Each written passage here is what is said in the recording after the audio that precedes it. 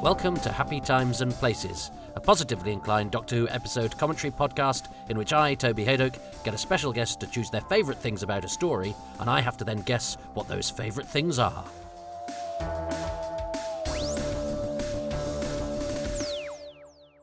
Hi there, my name is Pip Madeley, and I suppose I'm best known for being a Doctor Who nerd on Twitter, so if you're a fellow Doctor Who nerd on Twitter, then perhaps you might have heard of me. I'm taking time out today from babysitting my Vellans to watch one of my personal favourites. It's the classic 1966 William Hartnell story, The War Machines. Well, welcome everybody. Doctor Who is required. So I've got some for you. Episode 2 of The War Machines. And I'd like you to press play in 3, 2, 1, now. Oh, hang on. 3, 2, 1, now. Oh, fuck's sake.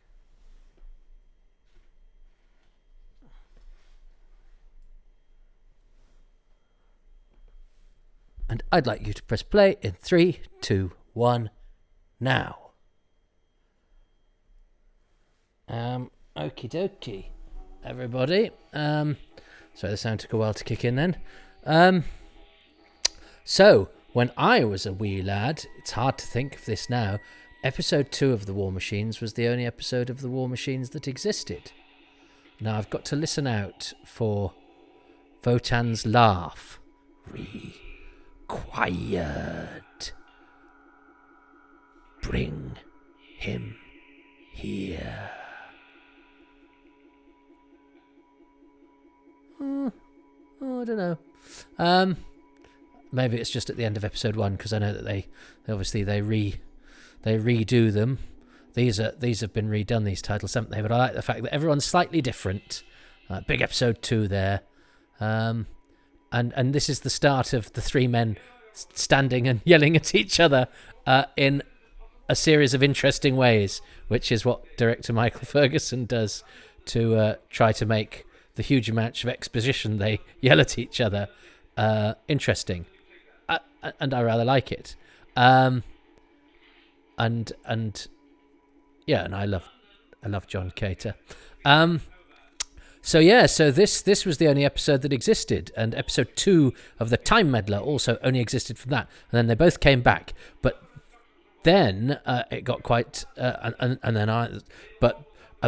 episode 2 only existing was not a problem for me in the sense that the idea that you'd ever get to see any of these episodes, the idea that they'd be out on video or repeated was, it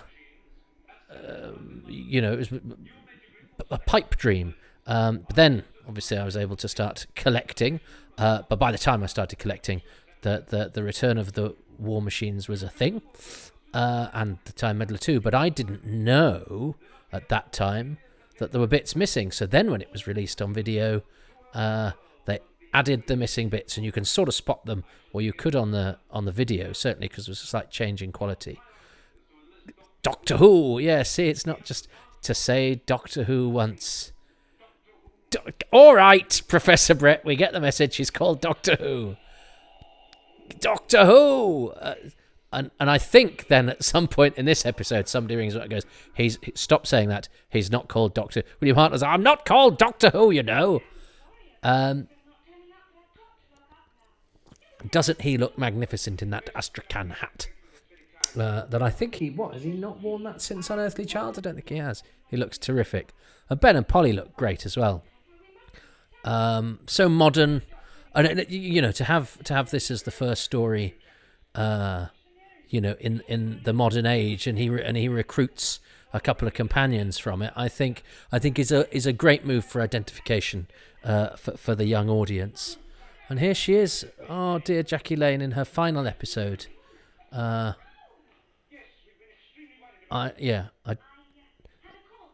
do think she's treated pretty shoddily. And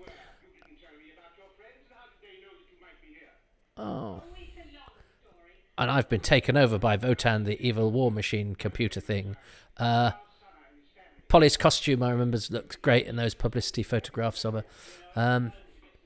I should think Ben and Polly might end up being one of my favourite things, but I wonder what Pip Madeley will choose. That's great. Exterior set. Raymond London's the designer, isn't he? Coming from cutting from the interior, it makes it feel all part of one whole. Yes, I'm lurking here with some chloroform. I like that. That's a bit sort of, it's a bit X-Filesy, isn't it? I understand it's a 60s version of the X-Files with that's Desmond Cullum Jones, isn't it? Who was one of the Dad's Army sort of uncredited extra platoon members. Now, I thought I had an inkling that this was Michael Rathbone's own taxi, but I had a little snoop, and I couldn't confirm that. Roy Godfrey, who, as the Tramp, I think is truly terrible in this, he doesn't do much telly beyond this, I think, beyond 1968, but he was... he did musical theatre. I think, was he a noted Fagin? I'm going to commit to Fagin, even though just because in this he looks a bit like Fagin with his silly beard and stuff. But there's something, so he had a good career in musical theatre, which perhaps explains why his performance, I don't think, quite fits on television.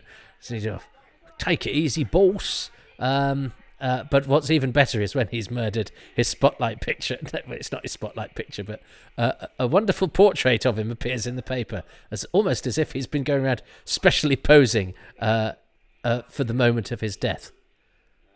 You can see him playing Fagin, can't you?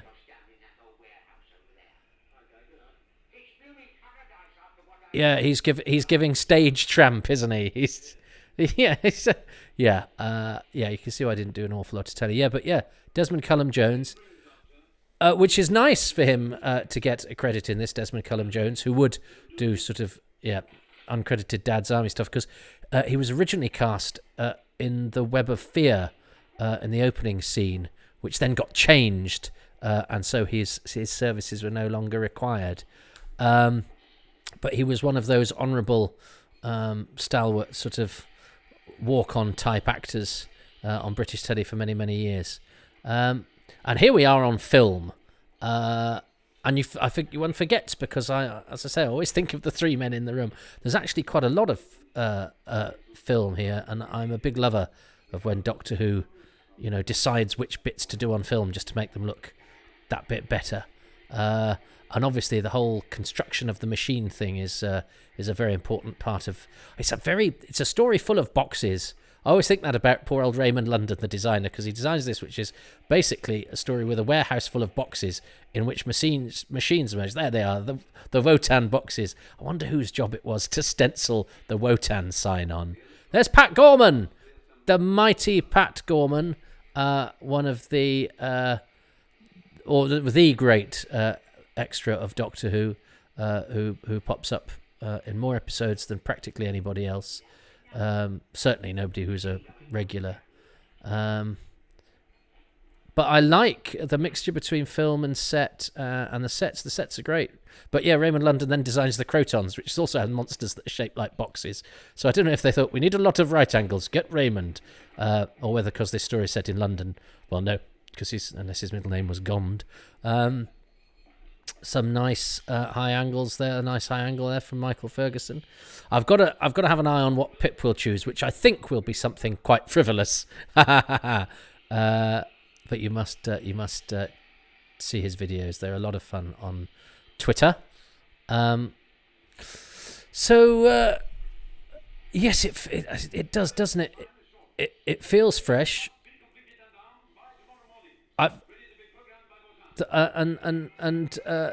The shooting of all of this stuff is giving a real sense of sort of industry and construction. Or they are doing their best. Frankly, all that's happened so far. Oh no, the baddies have tried to kidnap Doctor Who.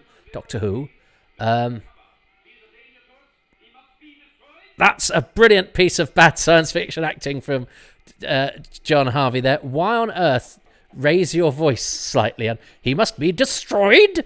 It reminds me of a bit in Blackadder's Christmas Carol when Blackadder is in the future and Stephen Fry, as some alien thing, has the line, "Send him to the sprouting chamber."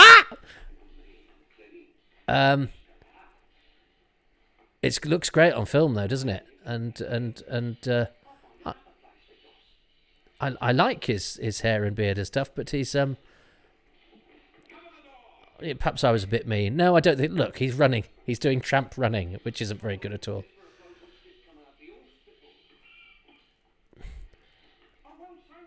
I won't say nothing, boss. Oh dear! And now he's spotted the thing that he's promised to not say anything about, which has effectively sealed his fate. But and that's pretty grim, isn't it?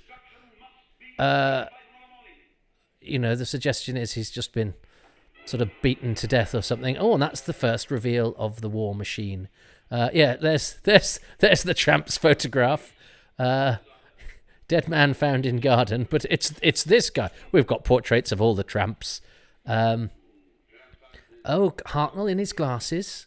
I like it when the Doctor wears glasses.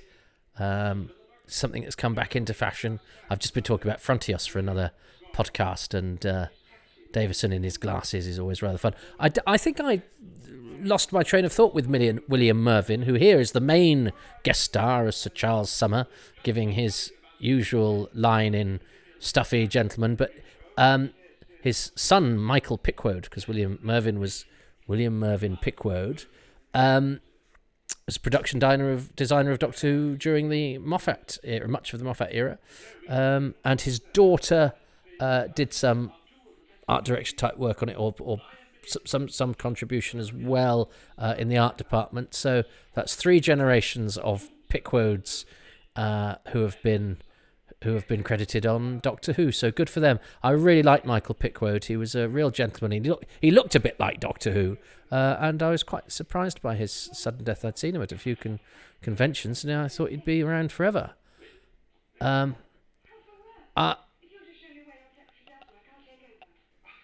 Polly's been sent over by mistake, and Polly's looking brilliant in a hat that's made of pure 1960s. She's gorgeous, isn't she? And I love the sheer 60s-ness of her. It helps to make Doctor Who feel, cool and modern and funky, which it not always does. And I like Doctor Who and it's alien and strange as well. Oh yeah, Dodo. Yeah, you're being bad. What was I going to say about this show? Yes, of course, because Doctor Who has been totally welcomed by the people in the Post Office Tower and now Sir Charles. They've got that psychic paper? No. Hypnotism? No. Pretending to be something? No. Just say, hello, I'm Doctor Who.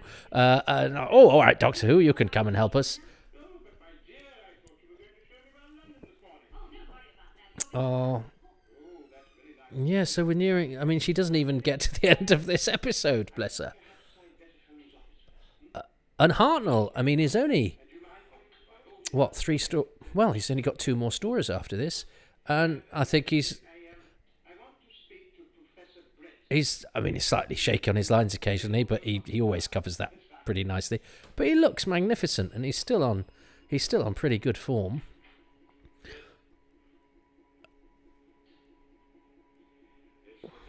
Yes, it's the Doctor. Yes, not Doctor Who.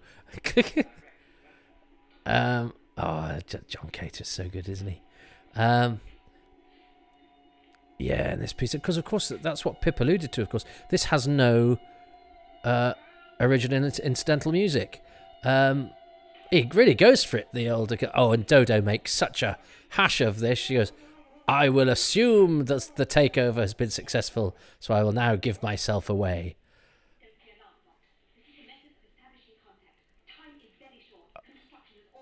Yes, but No, she's not Dodo. Oh, you're giving yourself away. You're sealing your own fate. It's like the bit in Keys of Marinus, isn't it? When Aidan says, "And how did you know? I mean, no." But I mean, I can see why Dodo might guess that he'd been taken over, but she really does press the point home until she gets discovered. But Hartnell's coping very well with this. Oh well, good lot of energy from somebody we sort of think of as being a bit doddery at this stage in his tenure. And doesn't he look magnificent standing in this? I like this set as well. Oh, oh dear. It's not Dodo, Doctor. Oh, Polly's taking her hat off. Yeah, so Ben and Polly, I think, are probably going to be one of my choices. Is Doctor Who going to stop that Dodo? Oh dear, what? And it's quite a grim way to get rid of a companion, really, to sort of have her taken over and then not fully recover from the alien intervention.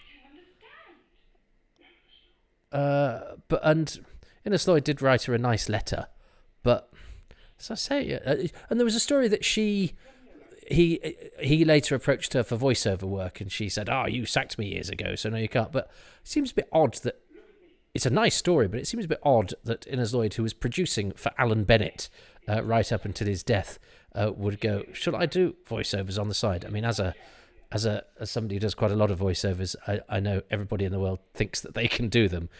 Toby, you do voiceovers, don't you? I quite fancy a go at that. Do you? Good luck. But I wonder if instead he'd phoned her wanting one of her clients at a decent rate or something, and she went, "I'm not doing you any favours."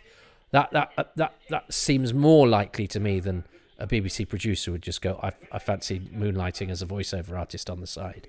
But anyway, she seems to have had some sort of revenge down the line. And I'm not normally, because I always think, well, what does revenge achieve for you apart from a sort of visceral kick? You know, I don't wish ill on anybody that's done me ill in the past, because actually what would something bad happening to them now, how would that help me? It wouldn't, apart from getting joy in their downfall. And I don't think that's a feeling one should encourage in oneself. But I will make an exception on this circumstance, because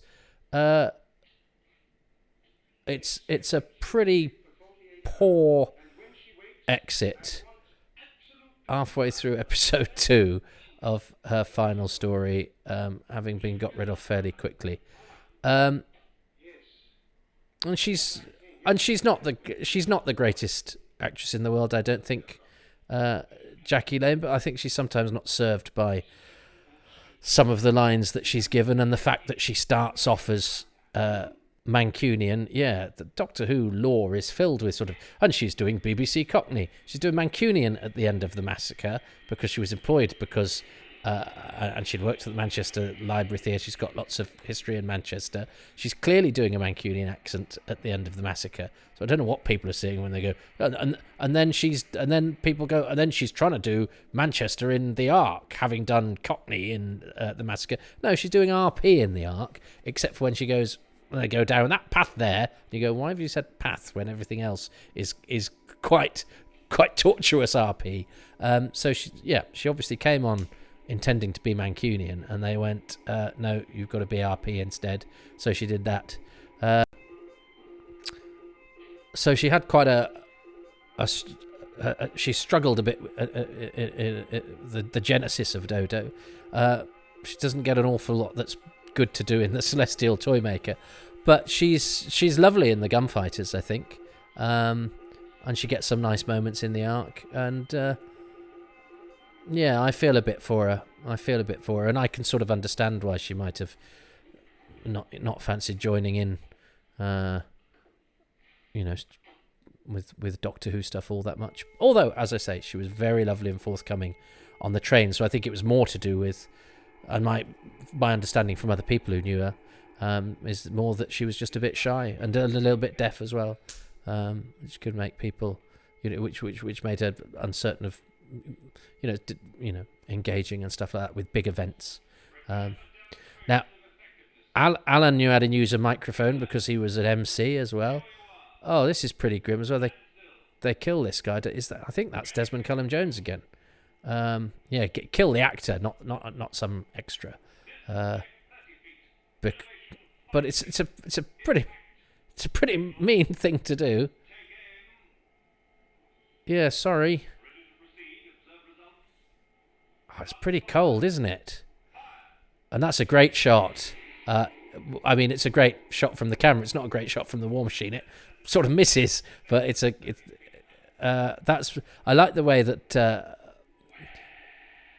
Major Curtis, who'd been such an affable sort of chap, is very cold because they've had their humanity. Oh, you just say, where is Doctor Who? Oh.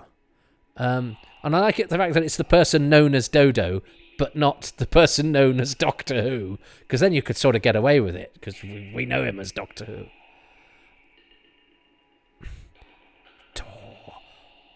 Yeah, so you have to really concentrate. Quiet. Yeah, you have to really concentrate to understand what Wotan is saying. Yes, standing in an interesting place, please, Professor Quipton. So yes, Alan Curtis, who was Major Green, I was talking about, was. I think. Yeah, that was a good audition piece for Polly there. Alan Curtis. I'll talk about Alan Curtis later. Well, no, he was an MC. He was a pantomime actor, but he was also did the announcements at Lord's Cricket Ground. So and he and there's a good trivia question. Major Green, Murray from Delta and the Bannermen, and everybody played by Milton Johns have all done the sort of announcements at Test cricket for England cricket matches. So that's nice, isn't it? And Alan did it loads and loads and loads, and did it for years. And then Johnny took over. Johnny Dennis, who played Murray in Delta and the Bannermen, took over when Alan had his stroke. I really like Michael Craze. I like both, and they both make an immediate impact. Because I like Stephen, and I think Peter Purves is excellent and underrated, and a very, very good actor. This looks so modern, doesn't it? It looks like sort of newsreel of London life, and of course a lot of this is real, and you don't get that often with Doctor Who either. It's just sort of real life, as it were, and I think that makes it a wonderful backdrop. Just those brief shots of Ben, great. But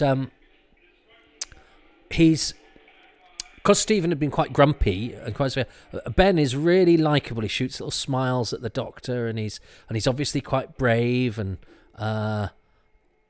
doesn't he have a line later? That bird saved my life. I just think he's and he's a very handsome fella. And is the War Machine going to break a table? I love this. Yes, these are the things we can do. We can shoot men and they die even when we miss them, and we can break tables. But they're giant things, aren't they? Tanks. And this episode has essentially been lots of basically building a machine and testing a machine. I'm not sure you could do a story these days where a whole episode is taken up from testing to see if the bad thing you've made actually works. But I think it's all been fine now. No, that was a slight change in quality there. So I think, I think this occasionally happens where you can sort of spot when it gets extra grainy, is because it's come from different sources, and the bits where we've got extra material aren't quite as good prints as some of the others. So kudos to the restoration team and all who sail in her for there's a lot of whoever there's if you're a fan of boxes, this is a tricky story to watch because the War Machines don't have if the Earth was populated just by boxes, the War Machines would definitely win. Jackie Lane, last credit, bless her, and Ben, the new companion, gets the cliffhanger.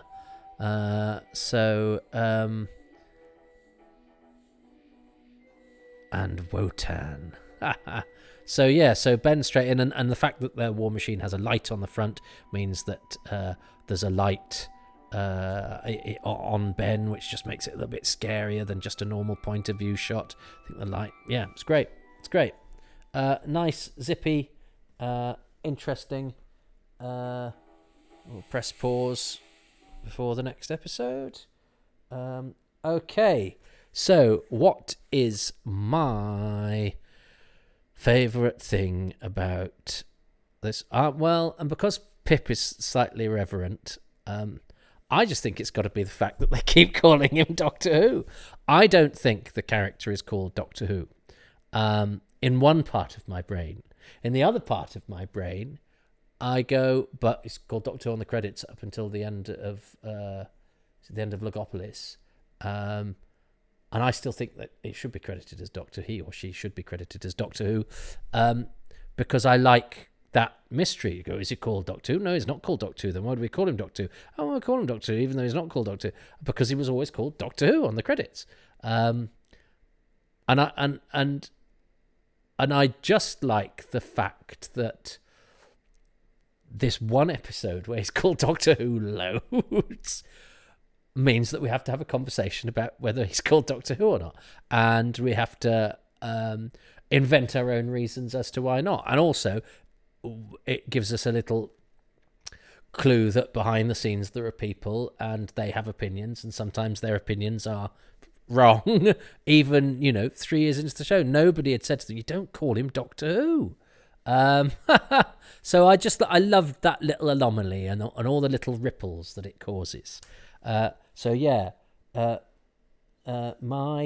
favourite thing about episode 2 of The War Machines, and isn't that good that if they hadn't actually found the other episodes, we'd still have the episode where he's called Doctor Who all the time. That was clearly why it was preserved in the archives. So, what is Pip's favourite thing about episode 2 of The War Machines gonna be? Thing number 2. I love the fact he's done that. Now, I nearly went for the shot of the guy in the shadows outside the nightclub. He's dressed like a caretaker, and he sort of casually gestures to Dodo with a bit of rag and a bottle of chloroform. It's just really obvious. It's a good thing that, the Doctor's obviously got sight problems. He's got this monocle all the time, and he's got his glasses, because the guy stood about 10 feet away and he's got a bottle of chloroform going, are you ready? Anyway, it's not that. My second choice, it's another Wotan in-joke, I'm afraid. It's the boxes. It's the Wotan branded boxes. I just love the fact that a supercomputer that's intent on enslaving humanity, and it's already got an eye on brand management. That's just amazing. I love it when the van turns up and they're unloading all these boxes with W on. I've actually got a t-shirt with it on, thanks to Clayton Hickman. I just love it. Stupid, but brilliant. Yeah, I forget. Pip is not... Pip is going to be celebratory in a more irreverent way. I too have a t-shirt. Well, actually, it's a vest. It's a sort of gym vest with the W on as well. So perhaps I'm secretly working for the evil supercomputer Wotan. Okay, I'm probably not going to get any of the things Pip chooses, but that's okay because I'm having fun on the way. I hope you're having fun with the War Machines, everybody. It's interesting. It's not a story I thought would be a sort of jolly commentary, because it's not a jolly story in particular. It's modern and thrusting and gripping and conspiracy and hypnotism and the bad guys are among us and computer futuristic invents the internet, and we're just being a bit silly. That's okay. I hope you enjoyed episode 2 of The War Machines, and will join me for the next episode. My name is Toby Who. Or is it? and I will speak to you next time. Goodbye.